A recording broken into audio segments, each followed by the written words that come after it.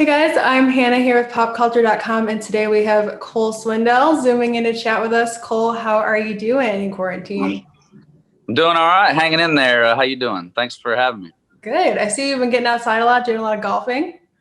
Yeah, that's you can't stay cooped up forever. So I just to get some fresh air and get out of my place. I've been quarantining by myself here in Nashville, and just getting a chance to get out in the open air, play some golf. That's something I've always loved to do. And between that and writing, that's kind of that's been a lot of what my quarantine's been.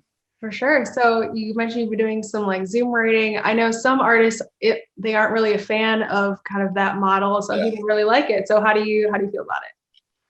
You know, at first, like I said, it's kind of changed. We were just saying we kind of gotten used to it, but at first, it's nothing like being in a room and feeling the energy in there and just, I don't know, just the being around your friends, writing songs. There's nothing that can replace that, even doing it over a computer. But I will say, thank God that Zoom exists and that we've been able to do this just to keep in touch with people, but also, meetings, but then writing songs. I never thought I would spend this year, writing songs over a computer, but, I've got some great stuff that we've done on rights, just like me and you talking. And I can't wait we just got out of the studio as well. And, some of the songs I think I've written in Zoom during quarantine are going to make, my next project. So I think it's going to change the way, the industry works in some ways, though. I think that now there's not going to be much excuse about why you can't make it to a ride or you can't do this. Cause all you got to do is hop on the computer and you can make it happen, but it's been different.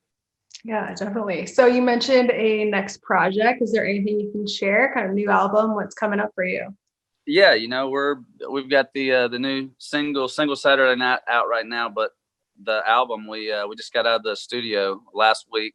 We recorded 8 new ones that I'm really excited about. Like I said, a couple I've written during quarantine, and a couple that we've been excited about. But there's no plan on an album release date or anything like that. I think, like I said, this year's been so different. I think everybody's just trying to figure out the best way to release it and when to release it. And I think it's been a challenge for everybody, but I'm just happy to have a new song out there and know that I've got, more coming whenever that time is. So we'll probably go back in and actually finish the album, go back in a couple months and record a few more, but we're pretty much done with it. So I get anxious and ready to get it out there. All right. So you've been productive during quarantine. Okay. It's totally opposite of me. Trying. You. I don't know. Trying. So you mentioned your song Single Saturday Night. That is climbing the charts right now. Is it kind of weird to have a song getting closer and closer to the top while you're not like on tour and you're not able to see kind of the fans respond to it in that way? Yeah, that's a great point. Something that I've never, since my career started, had to do. Every time we've had a single out, we've got to see it grow, and not just on radio or on streaming or whatever it is. We're live. You get to see the fans sing it, and you really can tell the more it grows, the louder they are, and it's such a cool thing. But another thing you didn't think you'd ever see, and here we are. At least, like I said, I got the song out there. I can't wait. I think I heard a buddy of mine the other day say that maybe during this time it's going to give them more time to learn the words, and when we finally get back, they'll be ready to go. So I think Hardy said that, actually. So yeah, and if you put out new music before you get back on the road, they'll just know the whole album by then. So ready to go. I think that's what he was referring to. He just had an album out, and he was saying that it sucks not being able to tour around it, but hey, at least you got music out there. Fans are, I know they're starving for music, and we're, like I said, I'm at least making it ready to get them some more as soon as we figure out a release schedule. Totally. And so that song, you directed and produced the music video during quarantine, a lot of green screen action there. Can you kind of talk about the process behind that? Yeah, I hope this is the last one we ever have to do like that. It was definitely a challenge, but then again, what this year hasn't been. We've found a way to get through, the only way we can. And this day was a different video for us. Even though I had the band in it, we weren't there at the same time. We had our own call sheet, call times to be there that were, like I said, it was just the craziest scenario to shoot a video in, but we came together and made it work. Although we didn't really know what we were going to do, but we were talking about Zooming and conference calls like this over video.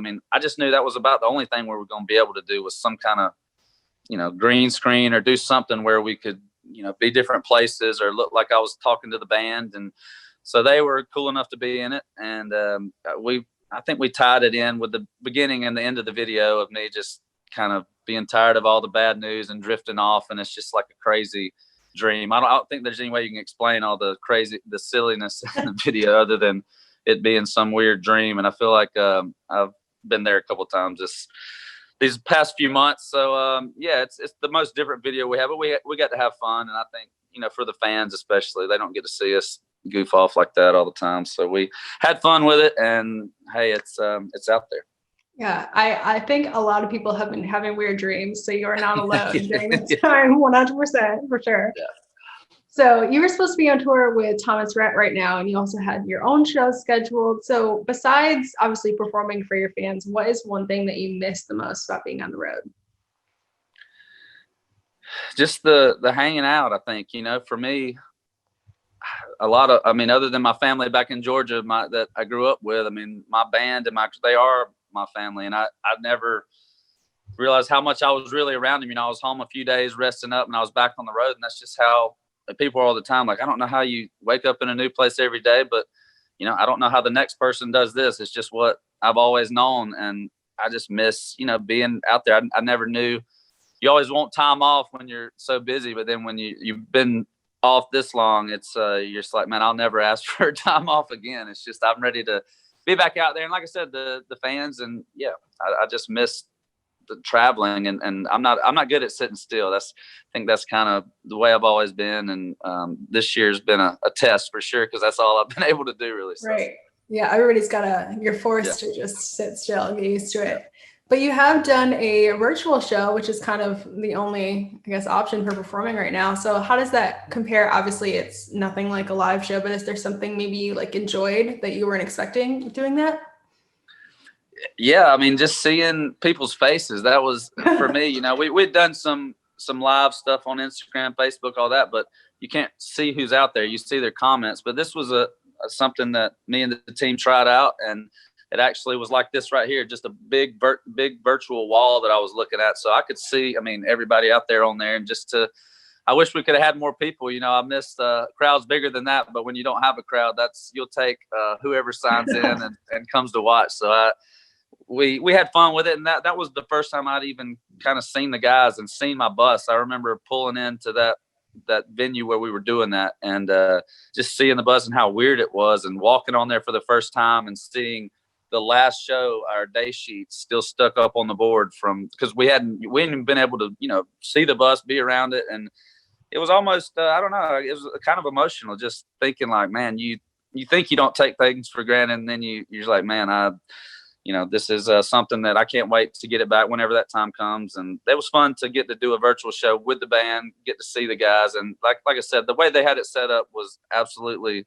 it's crazy that what you have to do, but it was safe. And I hope that we can keep finding ways to do at least virtual shows until, we figure something else out. So definitely. You might have to hop on the drive-in show wagon too.